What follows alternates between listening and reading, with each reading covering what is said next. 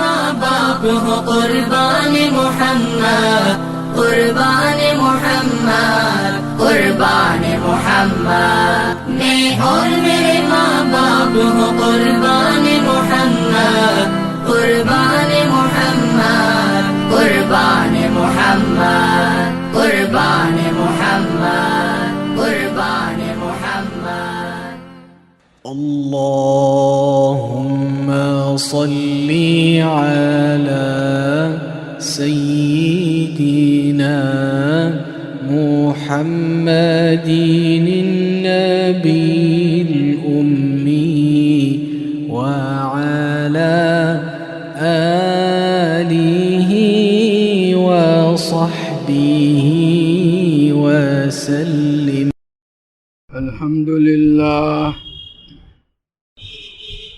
الحمد لله نحمده ونستعينه ونستغفره ونتوكل عليه، ونعوذ بالله من شرور أنفسنا ومن سيئات أعمالنا، ونعوذ بالله من شرور أنفسنا ومن سيئات أعمالنا،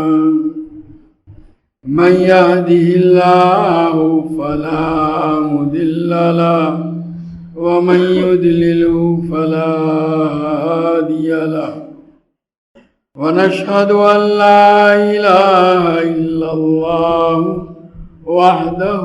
لا شريك له، ونشهد أن سيدنا ومولانا محمدًا عبده ورسوله،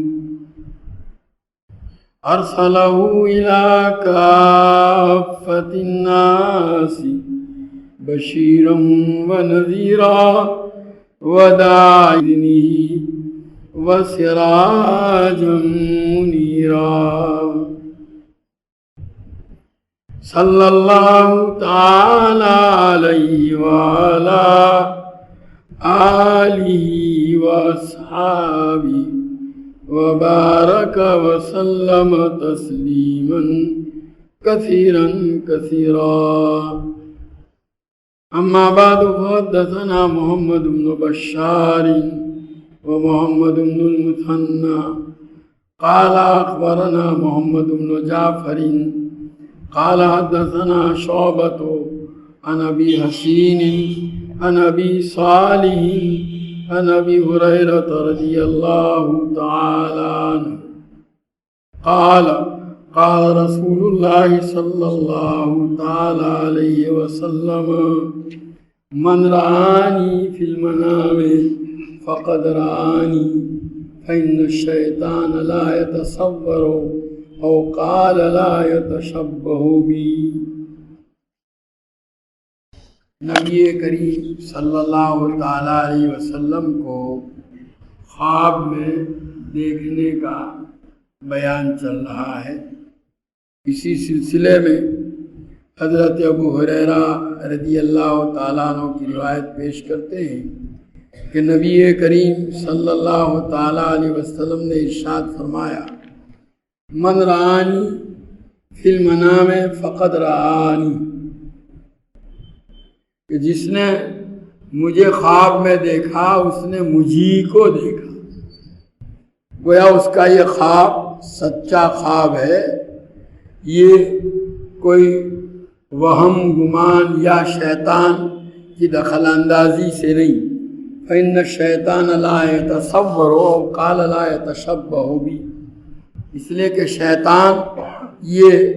میری شکل بنا نہیں سکتا ہے، میری مشابہت اختیار نہیں کر سکتا ہے۔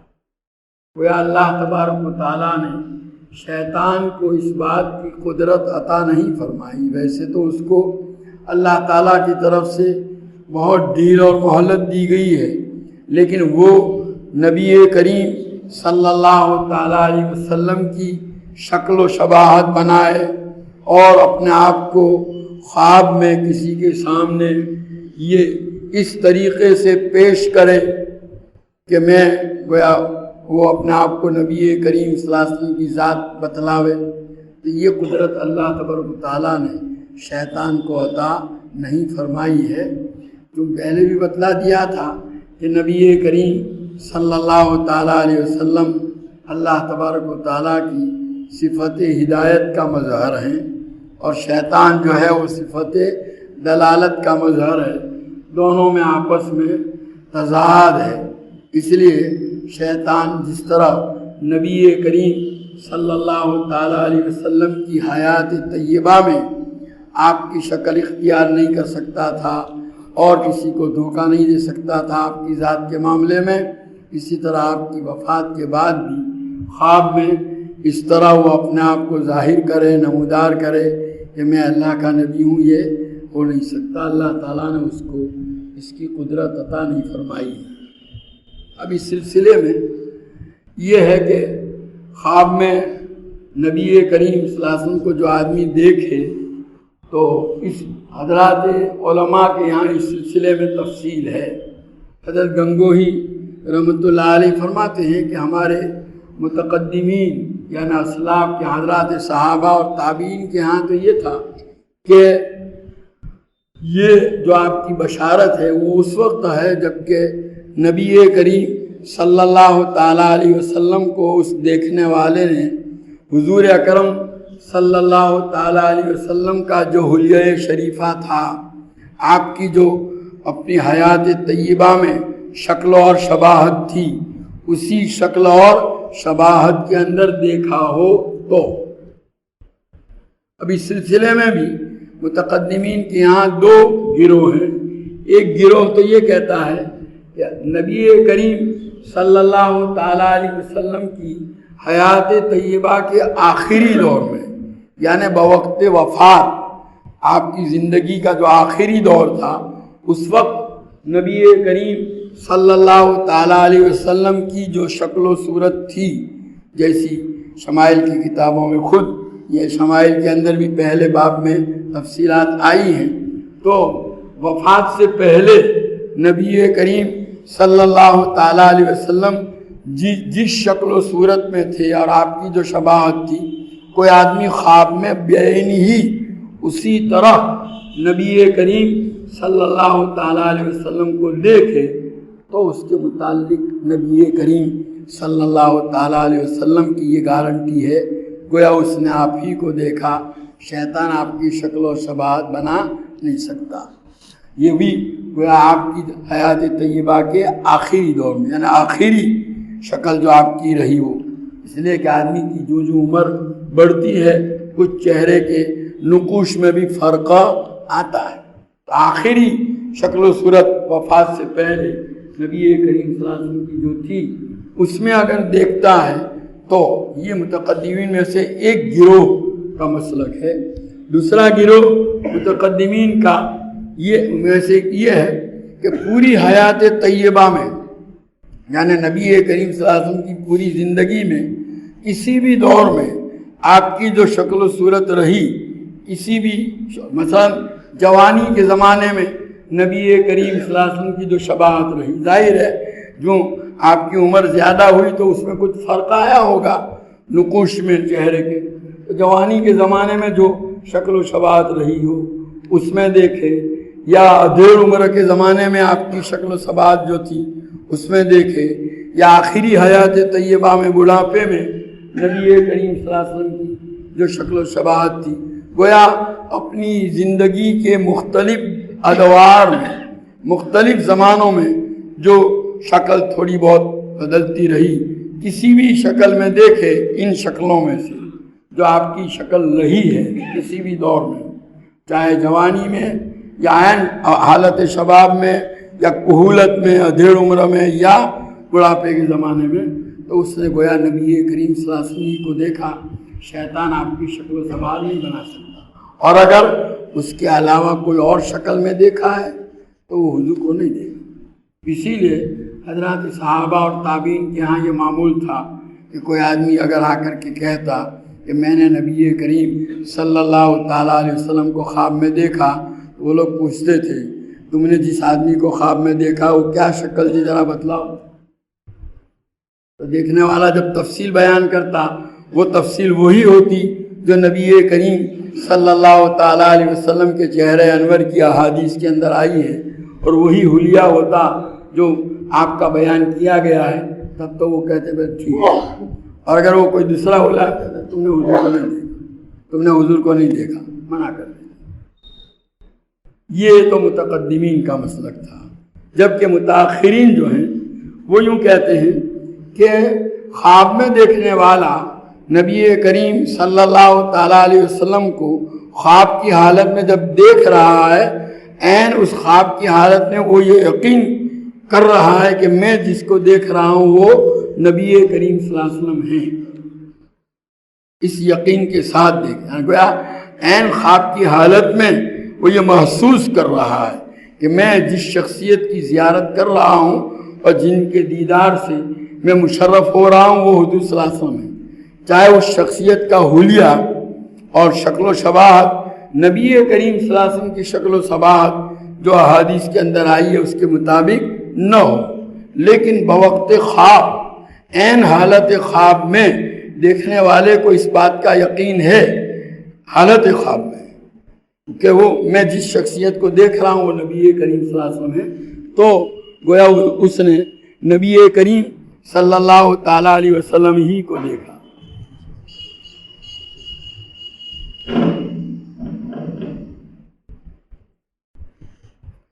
اور اس نے جو فرق محسوس کیا ہے یعنی آپ کا چہرہ انور وہ نہیں جو آپ کی حیات طیبہ میں تھا، تو یہ فرق اس آدمی کے حالات پر محمول کیا جائے گا، گویا اس کی دینی حالت میں یا جس دور سے وہ گزر رہا ہے، جن حالات سے وہ گزر رہا ہے اس میں کچھ یہ ہے اس کا اثر ظاہر ہوا۔ جیسے ایک آدمی جو ہے سورج کو کھلی آنکھوں سے دیکھے تو اس صورت میں سورج جیسا ہے ویسا نظر آئے گا، اور کالا چشمہ چڑھا کر کے دیکھے گا تو کالا دکھے گا، لال چشمہ چڑھا کر کے دیکھے گا تو لال دکھے گا، اور جو ہے گرین کلر کا چشمہ چڑھا کر کے دیکھے گا تو وہ گرین نظر آئے گا۔ یہ جو مختلف رنگ نظر آئے اور سورج کے نہیں ہیں، اس دیکھنے والے نے جس طرح دیکھا، اسی طرح دیکھنے والے کی جو حالت ہے دینی اعتبار سے کبھی اس کا اثر وہ خواب میں نبی کریم صلی اللہ تعالیٰ علیہ وسلم کی شکل و شباہت میں اس کو محسوس ہوتا ہے، اور اس صورت میں وہ خواب تعبیر کا محتاج ہے، گویا معبر سے پوچھے یہ فرق وہ بتلائے گا کہ یہ فرق کی وجہ تمہارا فلانا عمل ہے، تمہارے اندر یہ کمزوری ہے، اس کی وجہ سے تم نے اس طرح نبی کریم صلی اللہ علیہ وسلم کو دیکھا، یا حالات اور زمانے کے اعتبار سے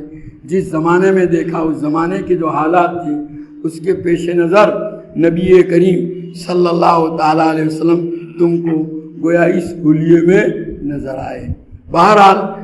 حضرات متاخرین کا مسلک، چنانچہ حضرت شاہ عبدالعزیز صاحب دہلوی رحمۃ اللہ علیہ کا یہی مسلک تھا، وہ یہی فرماتے ہیں کہ بوقت خواب یعنی جس وقت خواب کی حالت میں وہ دیکھ رہا ہے اور دیکھتے اور دیدار کے وقت اس کو اس بات کا یقین ہے کہ میں جس شخصیت کو دیکھ رہا ہوں وہ نبی کریم صلی اللہ علیہ وسلم کی ذات بابرکات ہے، تو گویا حضور صلی اللہ علیہ وسلم کو دیکھا۔ اب جو فرق ہے اس فرق کا جو ہے اس کی تعبیر اس کی اپنی دینی حالات یا دوسرے جو ہے اس زمانے کے حالات کے اعتبار سے معبرین دیں گے، اور اس کے مطابق گویا اس کا اثر اس میں ظاہر ہوا۔ پھر یہ کہ خواب کی حالت میں کوئی آدمی دیکھے کہ نبی کریم صلی اللہ علیہ وسلم کسی چیز کا حکم دے رہے ہیں، تو اس سلسلے میں بھی لکھا ہے علماء نے کہ قرآن اور حدیث کے دلائل سے جو چیزیں ثابت ہیں، خواب میں جو چیز کہی گئی ہے وہ اگر اس کے مطابق ہے تو اس پر عمل کرے، اور اگر وہ اس کے خلاف ہے تو یہ خواب دیکھنے والے کا قصور ہے اور کمی ہے، اس نے گویا حضور صلی اللہ علیہ وسلم کے ارشاد کو کما حقو سنا یا سمجھا نہیں ہے۔ کیوں؟ اس لیے کہ قرآن اور حدیث کے جو دلائل سے اور ان کی روایتوں سے جو چیز ثابت ہے وہ اصل شریعت ہے، اسی کے مطابق اس کو جانچا جائے گا۔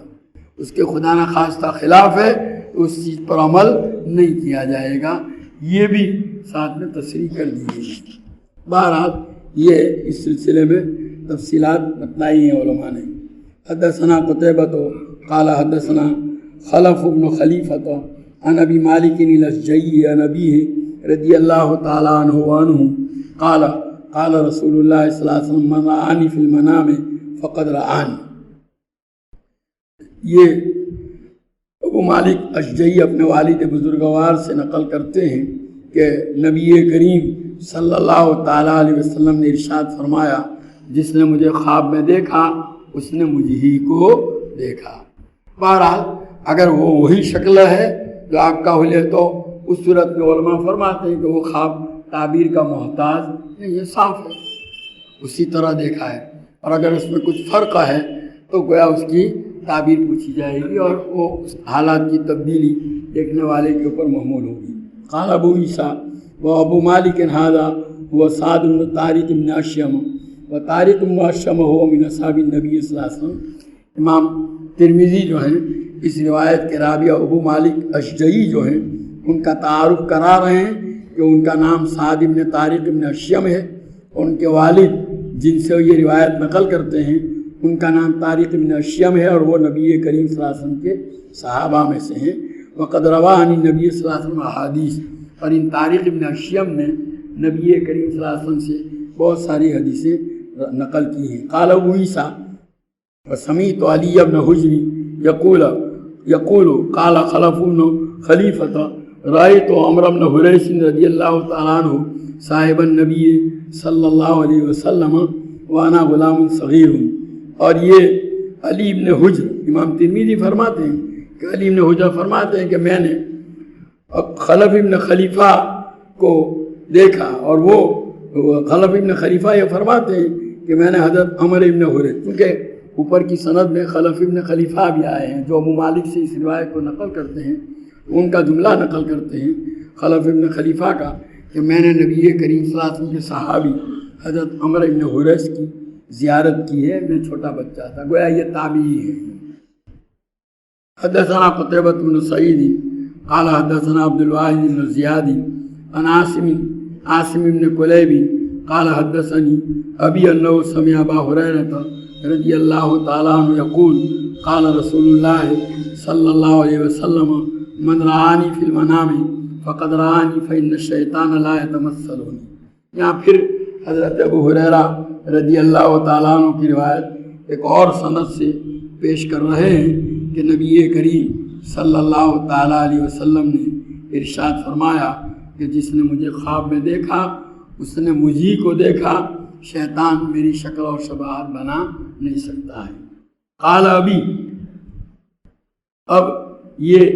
عاصم بن کلیب جو اپنے باپ سے اور وہ حضرت ابو ہریرہ سے اس روایت کو نقل کرتے ہیں، تو ان کے والد کلیب نے بتلایا فحدثت به ابن عباس رضی اللہ تعالیٰ عنہ کہ میں نے حضرت ابو ہریرہ رضی اللہ تعالیٰ عنہ کی یہ حدیث جو حضرت ابو ہریرہ سے سنی، میں نے حضرت عبداللہ ابن عباس رضی اللہ تعالیٰ عنہ کے سامنے اس روایت کو بیان کیا کہ حضرت ابو ہریرہ نے مجھے نبی کریم صلی اللہ تعالیٰ علیہ وسلم کا یہ ارشاد سنایا کہ حضور نے فرمایا کہ جس نے مجھے خواب میں دیکھا اس نے مجھی کو دیکھا، شیطان میری شکل اور شباہت بنا نہیں سکتا. میں نے یہ روایت حضرت ابن عباس کو سنائی. وقلت قد رأيته، اور یہ روایت سنانے کے بعد میں نے ابن عباس رضی اللہ تعالیٰ عنہ سے یہ عرض کیا کہ میں نے نبی کریم صلی اللہ علیہ وسلم کو خواب میں دیکھا. یہ کلیب کہتے ہیں. اب کلیب ہی یہ روایت ابو ہریرہ رضی اللہ تعالیٰ عنہ سے اس طرح نقل کرتے ہیں، اور یہی حضرت ابو ہریرہ والی روایت ابن عباس کے سامنے پیش کرنے کے بعد کلیب یہ کہتے ہیں کہ میں نے ابن عباس سے کہا کہ میں نے خواب میں نبی کریم صلی اللہ علیہ وسلم کو دیکھا. فذکرت الحسن بن علی، جو خواب میں نے جب حضور کو دیکھا تو آپ کی شخصیت کو دیکھ کر مجھے حضرت حسن ابن علی رضی اللہ تعالیٰ عنہ کا تصور آ گیا. یہ حضرت حسن اور حضرت حسین رضی اللہ تعالیٰ عنہ یہ دونوں بھائی جو ہیں وہ نبی کریم صلی اللہ تعالیٰ علیہ وسلم کے مشابہ تھے. حضرت حسن کے متعلق یہ ہے کہ وہ سینے سے لے کر اوپر تک کا ان کا جو بدن کا حصہ تھا وہ نبی کریم صلی اللہ تعالیٰ علیہ وسلم کے مشابہ تھا، نصف اعلیٰ. اور حضرت حسین جو ہیں سینے سے لے کر نیچے پاؤں تک کا جو حصہ تھا ان کا، وہ نبی کریم صلی اللہ تعالیٰ علیہ وسلم کے مشابہ تھا۔ گویا یہ دونوں بھائی مل کر نبی کریم صلی اللہ علیہ وسلم کی شباہت پیش کرتے تھے۔ تو یہ کلیب یوں کہتے ہیں کہ میں نے ابن عباس کے سامنے ابو ہریرہ والی یہ روایت ذکر کی، اور ذکر کرنے کے بعد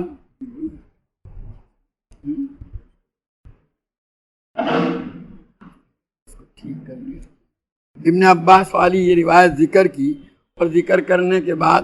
میں نے ان سے یوں کہا کہ میں نے نبی کریم صلی اللہ علیہ وسلم کو خواب میں دیکھا، اور جس وقت حضور کو دیکھ رہا تھا مجھے تصور آ گیا، کس کا؟ حضرت حسن کا۔ فقلت شبہتہ بہ، میں نے دل میں کہا کہ نبی کریم صلی اللہ علیہ وسلم بالکل، یا حضرت حسن بالکل نبی کریم صلی اللہ علیہ وسلم کے مشابہ تھی۔ فقال ابن عباس رضی اللہ عنہ انہ کان یشبہ، تو کہا میری یہ بات سن کر، اسی کو پہلے سے لگایا اچھا ہے یہ خامخواہی ہے۔ تو میں نے جب یہ بات کہی تو کہا ابن عباس رضی اللہ تعالیٰ عنہ نے جواب میں فرمایا کہ بالکل حضرت حسن جو ہیں وہ نبی کریم صلی اللہ تعالیٰ علیہ وسلم کے ساتھ مشابہ تھے شکل و صورت کے اندر۔ ویسے بنو ہاشم میں 7 حضرات وہ تھے جو شکل و شباہت میں نبی کریم صلی اللہ تعالیٰ علیہ وسلم کے مشابہ تھے۔ ایک تو حضرت حسن جو حضور صلی اللہ علیہ وسلم کے نواسے ہیں، دوسرے حضرت حسین، یہ بھی حضور صلی اللہ علیہ وسلم کے نواسے، حضرت جعفر حضرت علی کے بڑے بھائی، حضرت علی سے بڑے تھے، جعفر ابن ابی طالب، وہ بھی شکل و شباہت میں نبی کریم صلی اللہ علیہ وسلم کے مشابہ تھے۔ ان کے بیٹے عبداللہ ابن جعفر جو حضرت علی کے بھتیجے بھی ہوتے ہیں اور داماد بھی ہوتے ہیں، وہ بھی شکل و شباہت میں نبی کریم صلی اللہ علیہ وسلم کے مشابہ تھے۔ قسم ابن عباس، حضرت عباس رضی اللہ تعالیٰ عنہ کے صاحبزادے حضرت قسم پہلے آیا تھا، حضور صلی اللہ علیہ وسلم کو غسل دینے میں یہ شریک تھے، تو وہ بھی شکل و شباہت میں نبی کریم صلی اللہ علیہ وسلم کے ساتھ مشابہ تھے۔ ابو سفیان ابن حارث، یہ حضور صلی اللہ علیہ وسلم کے چچا زاد بھائی ہیں، حضور صلی اللہ علیہ وسلم کے بڑے چچا حارث ابن عبد المطلب کے بیٹے ہیں ابو سفیان، شاعر تھے، نبی کریم صلی اللہ علیہ وسلم کے رضائی بھائی بھی ہوتے ہیں، اور آپ پر جب وحی کا سلسلہ شروع ہوا اس وقت اس سے پہلے حضور کے ساتھ بڑی دوستی بھی تھی، پھر جب آپ پر وحی شروع ہوئی اور آپ نے ایمان و اسلام کی دعوت دینا شروع کیا تو آپ کے دشمن بن گئے، بہت پکے دشمن۔ پھر اللہ تعالیٰ نے آپ کو ہدایت دی اور فتح مکہ کے موقع پر ایمان لائے۔ آپ نے حنین کا واقعہ سنا ہوگا، غزوہ حنین کے موقع پر میدان جنگ سے لوگوں کے پاؤں کھڑ گئے تھے، تو اس وقت نبی کریم صلی اللہ علیہ وسلم کی سواری کی باغ یہی پکڑے ہوئے تھے اور جمے ہوئے تھے، حضرت ابو سفیان ابن حارث۔ اور مسلم ابن عقیل،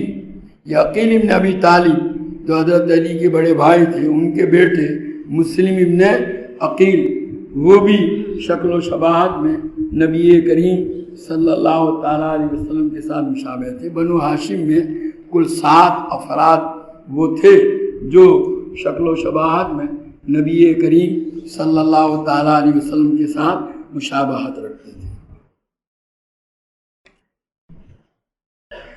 سبحانک اللہم و بحمدک و تبارک اسمک و تعالی جدک و لا الہ غیرک،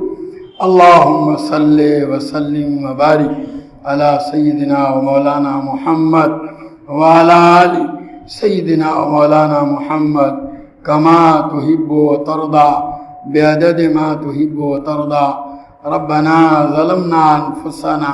وإن لم تغفر لنا وترحمنا لنكونن من الخاسرين۔ ربنا آتنا في الدنيا حسنة وفي الآخرة حسنة وقنا عذاب النار۔ اے اللہ تو ہمارے گناہوں کو معاف فرما، ہماری خطاؤں سے درگزر فرما، تیری مرضیات پر ہم کو زیادہ سے زیادہ چلا کر تیری نامرضیات سے ہماری پوری حفاظت فرما۔ نبی کریم صلی اللہ تعالیٰ علیہ وسلم کے طریقوں اور سنتوں کو اپنی زندگی کے ہر شعبے میں جاری کرنے اور اپنانے کی تو ہمیں توفیق و سعادت عطا فرما۔ اے اللہ حضور اکرم صلی اللہ تعالیٰ علیہ وسلم کے طریقوں کی محبت اور غیروں کے طریقوں کی نفرت ہمارے قلوب کے اندر ڈال دے۔ اے اللہ تمام رذائل سے ہم کو پاک اور صاف فرما کر محاسن اخلاق سے مزین فرما۔ تیری معرفت و محبت کے انوار سے ہمارے قلوب کو منور فرما۔ تیری یاد سے ہمارے دلوں کو آباد فرما۔ دوام ذکر و دوام طاعت کی ہمیں توفیق عطا فرما۔ تمام اعمال میں اخلاص، اتباع اور احتساب کی کیفیت نصیب فرما۔ ہمیں، ہمارے اہل و عیال اور تمام متعلقین کو اے اللہ صحت، قوت، عافیت، سلامتی، دنیا آخرت کی بھلائیوں سے مالا مال فرما۔ ہماری تمام ضرورتوں کی تو اپنے خزانہ غیب سے کفالت فرما۔ ہمیں کسی کا محتاج ہو دستنگر نہ بنا۔ اے اللہ ہماری تمام ضروریات کی اپنے خزانہ غیب سے کفالت فرما۔ ہماری روزی میں برکت و وسعت عطا فرما۔ اے اللہ ہماری اولادوں کو عقائد حقہ، علوم نافعہ، اعمال صالحہ، اخلاق فاضلہ سے آراستہ فرما۔ برے اخلاق، برے کردار و گفتار، برے عادات و اطوار، بری صحبتوں، برے ماحول کے برے اثرات اور برے لوگوں کی بری عادتوں کا نشانہ بننے سے ان کی پوری حفاظت فرما۔ اپنی شان ربوبیت سے اے اللہ تو ان کی تربیت فرما کر ان کو ہماری آنکھوں کی ٹھنڈک، ہمارے دلوں کا سرور، ہمارے لیے صدقہ جاریہ اور ہماری امیدوں سے بڑھ کر کے بنا دے۔ اے اللہ ہمارے بیماروں کو صحت کاملہ عاجلہ مستمرہ عطا فرما۔ اے اللہ مولوی ہاشم کی والدہ کی بھرپور مغفرت فرما۔ اپنی رحمتوں مغفرتوں سے ڈھانپ لے، ان کے درجات کو بلند فرما۔ اے اللہ جنت الفردوس میں اعلیٰ مقام عطا فرما۔ ان کی قبر کو جنت کا باغیچہ بنا۔ ان کی حسنات کو قبول فرما، سیئات سے درگزر فرما۔ ان کے پسماندگان بیٹوں، اولاد، بیٹیوں اور سبھی متعلقین کو صبر اور اجر عطا فرما، اور ان کی موجودگی میں جن نعمتوں سے نوازا تھا اللہ اس سلسلے کو جاری رکھ۔ اے اللہ مقروضوں کے قرضوں کے ادائیگی کی شکلیں پیدا فرما، پریشان حالوں کی پریشانیوں کو دور فرما، حاجت مندوں کی حاجتیں پوری فرما، قید و بند میں محبوسوں کو رہائی نصیب فرما، مقدمات میں ماخوذوں کو بری فرما۔ اے اللہ حضرت مولانا مفتی فاروق صاحب کو جہاں کہیں بھی ہیں عافیت و سہولت کے ساتھ رکھتے ہوئے جلد از جلد ان کے متعلق اے اللہ صحیح معلومات فراہم فرماتے ہوئے ان کی ملاقات سے احباب اور متعلقین کو شرف یاب فرما کر ان کے قلوب کو مسرور فرما۔ اے اللہ جو لوگ بھی بنا کے حادثے کے اندر زخمی ہوئے ہیں تمام کو صحت کاملہ عاجلہ مستمرہ عطا فرما،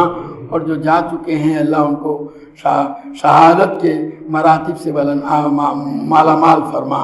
اے اللہ